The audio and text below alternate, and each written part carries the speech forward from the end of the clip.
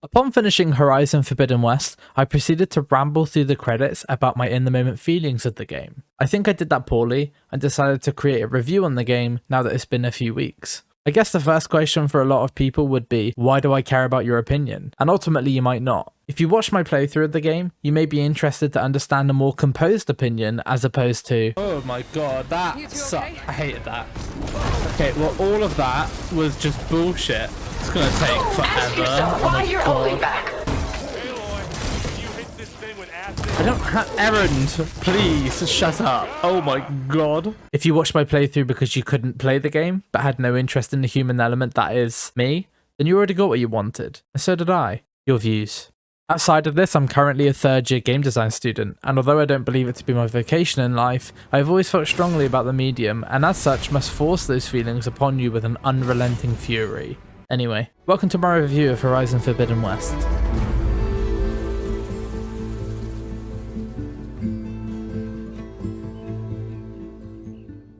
I'm going to break this review into separate sections, not organised into good or bad, just separate sections. Story, world, combat. First, let's talk about the story. Full disclosure, narrative is my interest, it's why I enrolled at university. Second disclosure, I disliked Horizon Zero Dawn. I'm not saying the game isn't impressive, or that the work the studio did was subpar. It wasn't.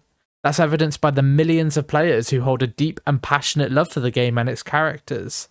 I just wasn't one of them. The narrative in the first game was good. I enjoyed the mystery of it all, and I have to say, Horizon Forbidden West improves upon these themes. Aloy is that classic I must do it all alone trope, which I hate, but throughout the game, she learns to open up and accept help, which I love. The characters all rally behind this protagonist who has proven herself time and time again, and when she says the world is still ending, they believe her. The concept of restoring Gaia's subordinate functions creates a beautiful excuse to play with a multitude of gameplay environments through the form of facilities and such, but also enables Aloy to travel far and meet new characters that all stand out from each other. I especially love the inclusion of a home base, a place for all of these characters to be situated so the player can talk to them, learn about their pasts, or their current feelings on the state of the world. Horizon Forbidden West was always going to expand outwards. It's in the name, but now I must warn thee, the spoilers are coming.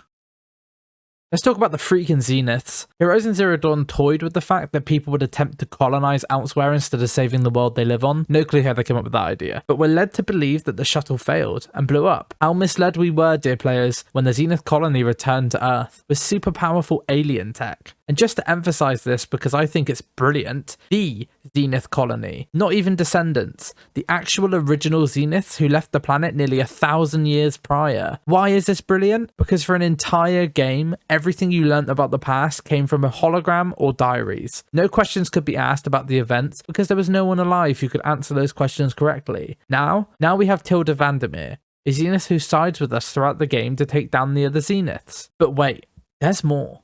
The inclusion of Beta, the second clone of Elizabeth Sobek who is brought to life by the Zeniths on their long journey back to Earth. Beta creates an empathetic relationship for the player, a relationship that's hard to find in the hardcore warrior troop she allies herself with. Beta has all of the brilliance of the original Elizabeth, but none of the hardness. She was born a prisoner, and she feels no self-worth because of it. She even goes as far as to ask Aloy to kill her if it seems she would become a prisoner once more. From Beta we learn that the Zeniths are also after Gaia's subordinate functions, making it a race between both sides. Their motives seem hazy at first, but then the assumption is made that the Zeniths want to terraform the entire planet, wiping it clean just for them. This isn't the case, however. At the end of the game, we learn that something has been tracking the Zeniths across the solar system and is on its way to Earth. Nemesis. Nemesis is essentially an abandoned science experiment where the Zeniths uploaded their consciousness to machines so that they can never truly die. The experiment was shut down and left to rot, but as Tilda put it, imagine being trapped alone for decades with only the twisted echoes of megalomaniacs for company.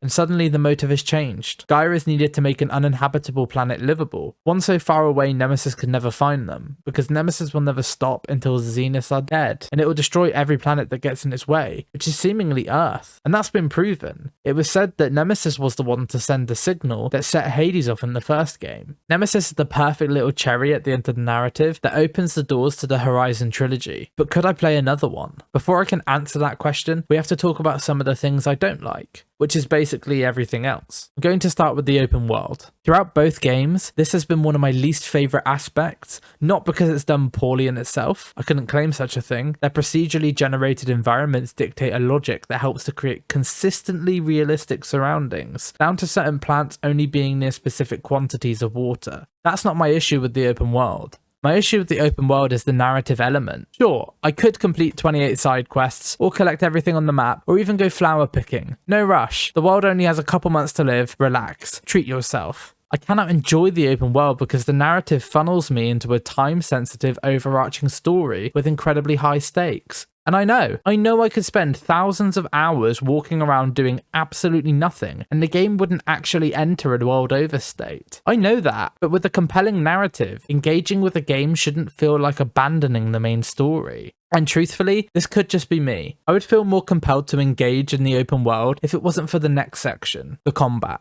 I have zero qualms about this following statement. The combat in Horizon Forbidden West is tedious, too frequent, too easy to die to, and therefore deemed poopy. I hate the combat in this game, and by this game, I mean both of them. Yeah, they can dress up the gameplay a little by chucking a quick Breath of the Wild style paraglider or even overrideable birds, but ultimately the gameplay hasn't changed. It's not fun for me to carefully aim at tiny components I cannot see with my own eyes, dwindling down a health bar over 15 minutes for the thing to hit me once, kill me, and then I have to start all over.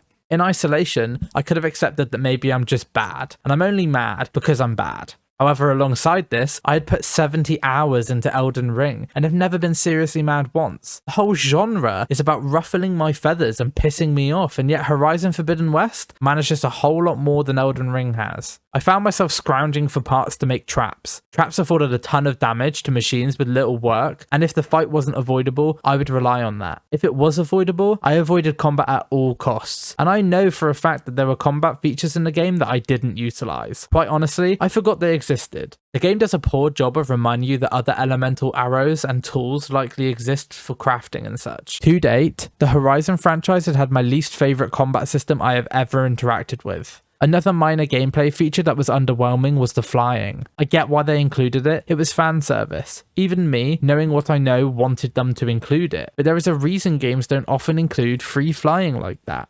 It's boring. No obstacles, no danger, barely any control needed. Just idly moving through a space with little action is boring. Very few game worlds have the opportunity to pull this off. Unfortunately, a game set in a dystopian hunter-gatherer theme, which in itself is based on America, provides little in the way of opportunity. I believe one franchise we all know of that has the potential to make flying fun is the Avatar game. Pandora is the perfect setting. Floating islands and other flying enemies can create a ton of dynamic and hopefully systemic gameplay for flying.